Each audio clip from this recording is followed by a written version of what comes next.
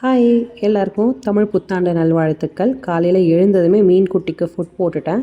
Food போட்டதும் அவங்க வேலையை பார்க்க ஆரம்பிச்சிட்டாங்க. ஸோ மார்னிங் ஷிஃப்ட் இன்றைக்கி. ஸோ காலையிலே சீக்கிரமாக நேரமாக எழுந்துட்டு வெளியில் வாசல்லாம் பெருக்கிட்டு குக்கிங் முடிச்சுட்டு சாமி படைச்சிட்டு 7 o'clock ஷிஃப்ட்டுக்கு நான் ஸ்டார்ட் பண்ணணும்.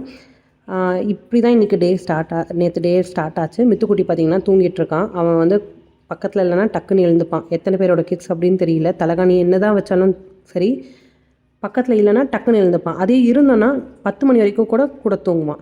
ஸோ டோர் ஓப்பன் பண்ணிவிட்டு வெளியில் போய் செக் பண்ணேன். கொஞ்சம் 5:30 கூட இப்போலாம் கொஞ்சம் ப்ரைட்டாக தான் இருக்குது. போயிட்டு எனக்கு பெருசாக கோலம் போட வராது, பட் இப்போ தான் நான் போட கற்றுக்கிறேன். நான் போட்டுட்டு எப்படி இருக்குன்னு நான் உங்களுக்கு காட்டுறேன். நானும் மித்து மட்டும்ன்றதுனால மித்து பெருசாக பாயசம்லாம் குடிக்க மாட்டான். ஸோ சாமிக்கு பால் மட்டும் வச்சு படைச்சிட்டு கூடவே இட்லி வடகரி செட் தோசை தான் செய்யலான்னு நான் பிளான் பண்ணியிருக்கேன். இதெல்லாம் முடிச்சுட்டு அதுக்கப்புறம் தான் ஒர்க் உட்காரணும். இப்போ கோலம் போட்டாச்சு. என்னோடய கோலம் எப்படி இருக்குன்னு நீங்கள் கமெண்ட் செக்ஷனில் சொல்லுங்கள், பிடிச்சிருக்கா இல்லையான்னு சொல்லிவிட்டு. வடகரி தான் ப்ரிப்பேர் பண்ண போகிறேன். ஒரு கப் அளவுக்கு ஒரு கிளாஸில் குட்டி கிளாஸில் கடலைப்பருப்பு எடுத்துருந்தேன். அது வந்து நம்ம நார்மலாக மசாலா வடை பண்ணுவோம் பார்த்திங்களா, சோம்பு இஞ்சி பூண்டு எல்லாம் போட்டு அரைச்சி நம்ம போடுவோம்ல, அது மாதிரி பக்கோடா மாதிரி போட்டு எடுத்துட்டேன். இப்போ வந்துட்டு வடகரி செய்ய ஸ்டார்ட் பண்ணிட்டேன். எனக்கு பெருசாக இன்றைக்கி வடகரி பிடிக்கல, பட் ஓகே, நாட் பேட் அந்த மாதிரி தான் இருந்தது. எண்ணெயில் ஹோல் ஸ்பைசஸ்லாம் போட்டுட்டு வெங்காயம், பெரிய வெங்காயம் 2 வெங்காயம் சாப்பரில் தான் போட்டிருந்தேன். கூடவே மிளகா பொடி போட்டிருந்தேன். இதெல்லாம் போட்டு நல்லா எண்ணெயில் வதக்கிக்கலாம். இஞ்சி பூண்டு பேஸ்ட் வந்து 1 ஸ்பூன் அளவுக்கு போட்டுட்டு கூடவே புதினா கொத்தமல்லி ஆட் பண்ணிவிட்டு தக்காளியும் பார்த்திங்கன்னா ஒரு 3 தக்காளி அரைச்சி வச்சுருந்தேன். அதையுமே கூட சேர்த்து நல்லா எண்ணெய் பிரிஞ்சு வர அளவுக்கு குக் பண்ணி எடுத்துக்கலாம்.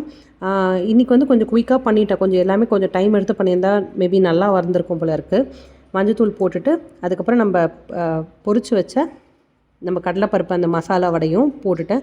இதை நம்ம ஸ்டீமர்லேயும் பாயில் பண்ணி கூட போடலாம், பட் நான் இன்றைக்கி எண்ணெயில் குயிக்காக முடியணுன்றதுக்காக வேக வச்சு ஃப்ரை பண்ணி எடுத்துட்டேன். இப்போ அதை சால்ட் செக் பண்ணிவிட்டு தண்ணி போட்டுட்டு க்ளோஸ் பண்ணிவிட்டேன். அப்படியே பொறுமையாக குக் ஆகட்டும்ட்டு செட் தோசை வந்து அந்த பக்கம் பண்ணிகிட்ருக்கேன். சுட செட் தோசை சூப்பராக இருந்தது, நல்லா சாஃப்டாக இருந்தது. பால் மட்டும் தான் வச்சுருக்கேன், மிடில் வச்சுருக்கேன். பாயசம் அவன் பெருசாக குடிக்க மாட்டான். ஸோ 2 பேர் அப்படின்றதுனால நான் பாயசம் வைக்கல, பால் மட்டும் வச்சாச்சு. ஸோ இன்றைக்கி மார்னிங் பிரேக்ஃபாஸ்ட் பார்த்திங்கன்னா செட் தோசை வடகரி, அப்புறம் இட்லி மட்டும் சும்மா ஒரு 4 இட்லி வச்சுருந்தேன். சாமிக்கு இதெல்லாம் வச்சு தான் படித்தேன். சாமி கண்டிப்பாக சாப்பிடாது தான், பட் சாமிக்கு நைவேத்தியமாக வச்சு நான் வந்துட்டு இன்றைக்கி மார்னிங் பிரேக்ஃபாஸ்ட் முடிச்சிட்டேன். லஞ்சுக்கு வந்து பார்த்திங்கன்னா நான் வந்து அம்மா வீட்டுக்கு போயிட்டேன். மித்துக்குட்டி வந்து மாமியார் வீட்டுக்கு போயிட்டான். அவனோட லஞ்ச் வந்து அங்கே, நான் வந்து அம்மா வீட்டுக்கு போயிட்டேன். ஒர்க் ஃப்ரம் 3 o'clock முடியும் ஷிஃப்ட்டு. ஸோ அதுக்கப்புறம் தான் அம்மா வீட்டுக்கு நான் போனேன். இறக்கும் போது புதினா கொத்தமல்லி போட்டு இறக்கியாச்சு. சூப்பரான பிரேக்ஃபாஸ்ட். லாஸ்ட் இயர் நாங்கள் வந்துட்டு நானும் என் ஹஸ்பண்டும் ஒரு டஃப் ஃபேஸில் இருந்தோம். ஒரு 6 months பக்கம் ரொம்ப டஃப்பான ஃபேஸ், ரொம்ப ஸ்ட்ரெஸ். என்ன தான் நான் ஒர்க் ஃப்ரம் பண்ணாலும் அவ்வளோ ஸ்ட்ரெஸ் இருந்தது. ஹஸ்பண்டுமே ஈக்குவலாக ரொம்ப ஸ்ட்ரெஸ் ஃபீல் பண்ணார். ஸோ எங்களுக்கு என்ன பண்ணுறதுனே தெரியல, எல்லாமே கைவிட்ட மாதிரி இருந்தது. அதுக்கப்புறம் 2 பேருமே ஸ்ட்ராங்காக பிலீவ் பண்ணது சிவனை மட்டும்தான். கிரிவலம் எவ்ரி மந்த் நாங்கள் போக ஸ்டார்ட் பண்ணோம் லாஸ்ட் இயர். இந்த இயர் நாங்கள் கொஞ்சம் வேறு ஒர்க்கில் இருக்கிறதால போக முடியல, பட் அதையுமே நாங்கள் ஸ்டார்ட் பண்ணணும். நேற்று வீடியோவில் சொல்லியிருப்பேன் ஒரு புது விஷயம் நான் ஸ்டார்ட் பண்ணுறேன்னு சொல்லிட்டு. அது என்னென்னா ஓம் நம சிவாய டெய்லி எழுதலான்ட்டு, 365 days எழுதலான்ட்டு. இது வந்து கண்டிப்பாக இந்த ஓம் நம சிவாய நம்ம சொல்லும் போது நம்ம மைண்டு காம் ஆகும், கொஞ்சம் ஸ்ட்ரெஸ் எல்லாம் கம்மியாகும், பாசிட்டிவாக ஃபீல் பண்ணுவோம்.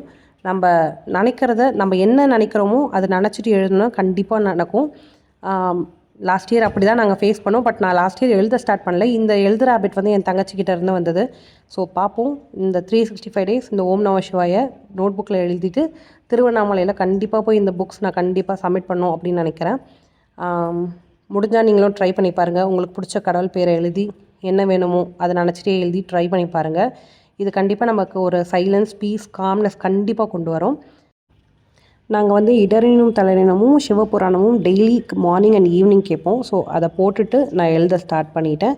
உங்களுக்கு பிடிச்ச ஹேபிட்டை நீங்கள் கண்டிப்பாக ட்ரை பண்ணி பாருங்கள். நம்பிக்கையோடு கண்டிப்பாக ஒரு நாள் நமக்கு வந்து சேரும். உங்களை அடுத்த வீடியோவில் பார்க்குறேன். அது வரைக்கும் நன்றி.